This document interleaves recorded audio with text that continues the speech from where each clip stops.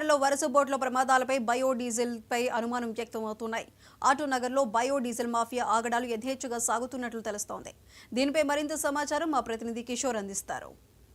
ఆటోనగర్ ఏరియాలో సంబంధించినటువంటి ప్రస్తుతం అంటే బయోడీజిల్కి సంబంధించినటువంటి విషయాల్లో కొన్ని అవకతవకలు జరుగుతున్నాయని చెప్పి కస్టమర్లు గొగ్గలు పెడుతున్న పరిస్థితి కనబడుతుంది. అలాగే కాకినాడ సీపోర్ట్కి సంబంధించినటువంటి విషయంలో కూడా అంటే మత్స్యకారులు సముద్రం లోపలికి వెళ్ళి వాళ్ళు సంబంధించినటువంటి బయోడీజిల్ వాడి వాళ్ళ ఆయిల్ని మధ్యలో అంటే ఇంధనాలు ఆగిపోతున్నాయనేసి అని చెప్పి ఇప్పటికే మనకి ఇచ్చిన కంప్లైంట్లలో చాలా వరకు ఈ ఈ ఎస్ఏఎఫ్ పెట్రోలియం కెమికల్కి సంబంధించినటువంటి ఈ కంపెనీకి సంబంధించినటువంటి బయోడీజిల్ని ఎక్కువగా వాడుతున్నారు అని చెప్పి ఉన్న సందర్భంలో ప్రస్తుతం ఇక్కడ మనం వచ్చాము.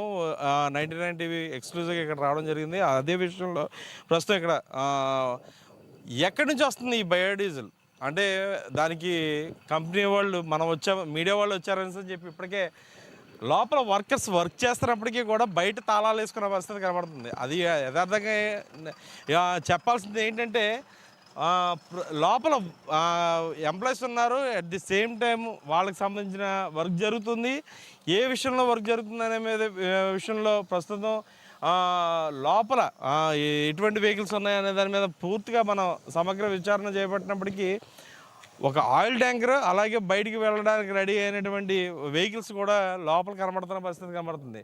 ఇదే విషయంలో ప్రస్తుతం కంపెనీలో ఉన్న ఎంప్లాయీస్ని అడిగితే మాకు సంబంధం లేదండి, మాకు తెలియదండి, ఏం జరుగుతుంది ఏంటి అనేది కూడా మాకు తెలియదని చెప్పి వాళ్ళు వచ్చి క్వశ్చన్ చేయడం జరుగుతుంది. అదే విషయంలో ప్రస్తుతం అంటే ఇప్పటికే బయోడీజిల్లో ఏదైతే కాకినాడ నగరంలోనే కాకుండా కాకినాడ సరౌండింగ్లో ఏదైతే నగరాల్లో ఉన్నటువంటి బయోడీజిల్ కానీ ఎట్టి పరిస్థితుల్లో కూడా ఇంకా పర్మిషన్ కూడా రాలేని పరిస్థితులు కనబడుతున్నప్పటికీ బయోడీజిల్ సంబంధించి ప్రస్తుతం ఎస్ఏఎఫ్ పెట్రోలియంస్కి సంబంధించినటువంటి విషయంలో బిల్స్తో సహా బయటికి వెళ్తాం జరుగుతుంది.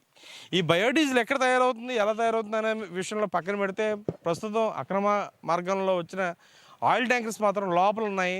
దీనికి సంబంధించినటువంటి విషయంలో ఇప్పటికే ఎంఆర్ఓకి కాకినాడ రూరల్కి సంబంధించినటువంటి ఎంఆర్ఓకి ఫోన్ చేయడం జరిగింది. ఆయన స్పందించలేని పరిస్థితి కనబడుతుంది. అంటే మీడియాకి సంబంధించినటువంటి విషయంలో మేము వస్తాము చేస్తామని అని చెప్పి ఎంఆర్ఓ అంటే అధికారులకు కూడా తెలియజేసినప్పటికీ కూడా దీని మీద చర్యలు చేపట్టలేని పరిస్థితి కనబడుతుంది. అంటే ఇవన్నీ కూడా అధికారులకి తెలిసి కూడా అధికారులు కళ్ళు పూసుకున్నారా అనే విషయంలో కూడా స్థానిక అంటే మత్స్యకారులు కానీ అటు బయోడీజిల్కి సంబంధించినటువంటి విషయంలో కానీ అక్రమార్కులు మాత్రం వాళ్ళ చేతిపాటు మాత్రం పూర్తి స్థాయిలో చేయడం జరుగుతుంది.